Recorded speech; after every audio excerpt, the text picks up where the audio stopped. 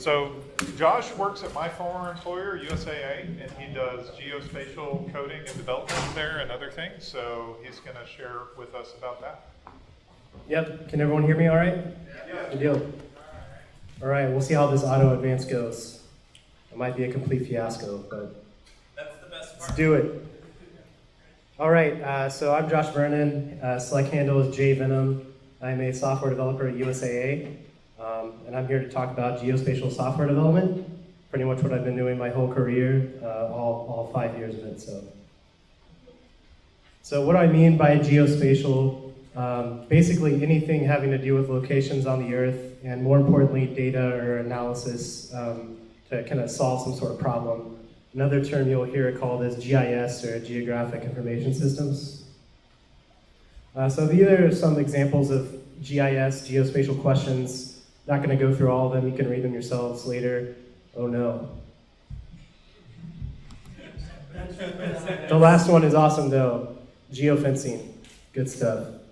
So important concepts. Map projections are basically about how we represent data on the Earth, right? The Earth is 3D. We need to represent it in a 2D form. Spatial autocorrelation is basically saying things cluster together, so violating principles of statistics. I'm going to talk about data structures now. Most of these are kind of defined off the simple feature spec, which is an open spec. Any sort of database or library that you use for geo stuff is going to be implementing this. So there's basically two main categories of geospatial data, vector and raster. Vector are discrete objects like point lines or polygons, and raster is like a continuous surface like elevation or temperature or aerial imagery. So really a point is kind of like a geospatial primitive. It's just an array or a tuple of longitude, latitude. One thing to note is that it's very important not to switch them around. Most time we talk about latitude, longitude in common parlance, but really most systems expect the opposite way. So a line is just an array of points, pretty straightforward as well. And then a polygon is also an array of points. Just the first and last element of the array are the same point. So it's kind of like you close the loop, right? So these are pretty fundamental data structures that you'll find in a lot of GIS systems, a lot of GIS data. Most of the time, though, you're not going to be working with them directly. You're going to be working with something like this. So GeoJSON, probably one of the most common geodata formats. I would recommend working with that. As developers, JSON is pretty much like a second language to us, so it's all good to go. Shapefile's a pretty common format too. So some of the tools involved in the geospatial ecosystem, it really spans all different stacks. So backend, all the way to kind of like SDKs and libraries up to like front-end web mapping libraries. So for databases, pretty much any database or database-like engine you could think of has some sort of spatial extension or spatial ability.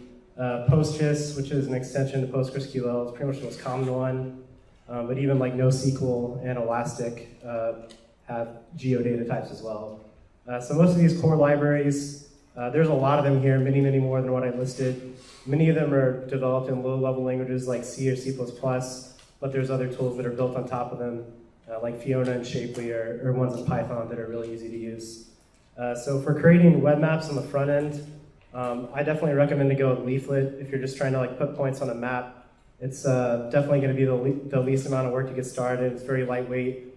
Google Maps APIs have rich products, but most of the time you have to pay for them.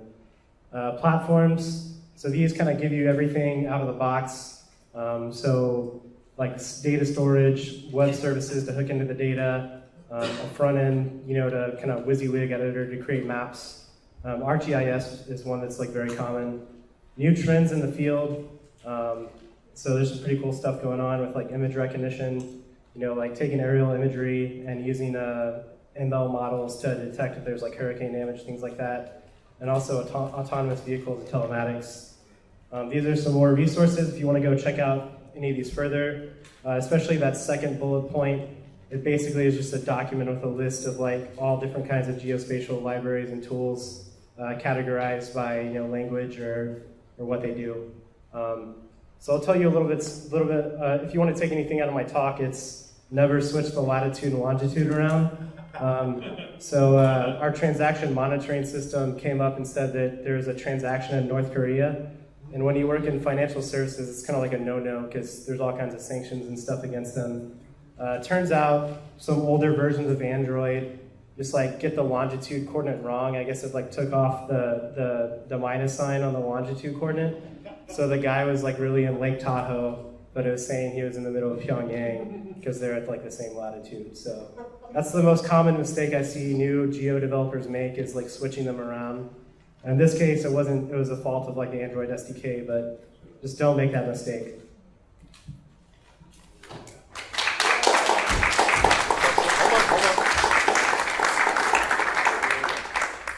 Hello? Doesn't work. So as we said earlier, we do have some time for questions.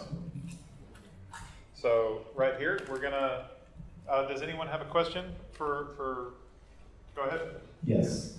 Make sure you use the microphone for the question. Yeah, I mean, I can talk loudly, so. Nice. For the video. Yeah. Oh, gotcha. Cool. I was just curious if you downloaded any of the geospatial data that the city of San Antonio provides. Yeah. And have you played around with it? I have. So answer the question over here by this microphone. This is the one. So the question was if I had downloaded any of the geospatial data that the city of San Antonio provides and worked with that. The answer is yes, I have. One cool thing about the geospatial ecosystem is that the concept of like open data is pretty prevalent. So, you know, making data open and accessible and free, both free as in freedom and free as in beer, and, you know, enabling citizen developers to use that to solve various problems. So I've done some work around it with like via stops, but there's all kinds of other data sets that are freely available. It's like opendata.sanantonio.gov or something, and basically pretty much a bunch of GIS data, a bunch of non-spatial data there. Get downloaded as GeoJSON or whatever you want. Yep. So if you've got more questions about geospatial and want to start a geospatial channel, we also have the data channel, and that's where you can come ask Jay Viper questions about that. It's Jay Venom, by the way. Not Jay Venom, my bad.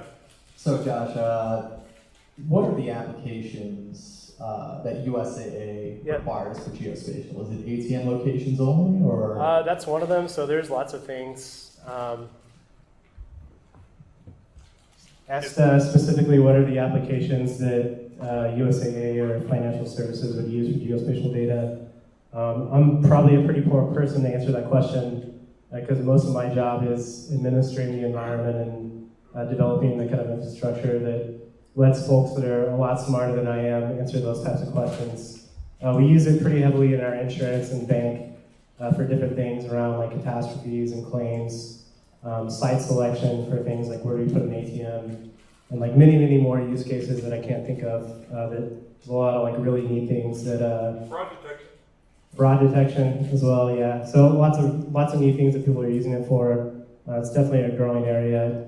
I definitely seen a lot of more like data analysts and data scientists start to pick it up, and especially like starting to write code and work with it. So it's really neat.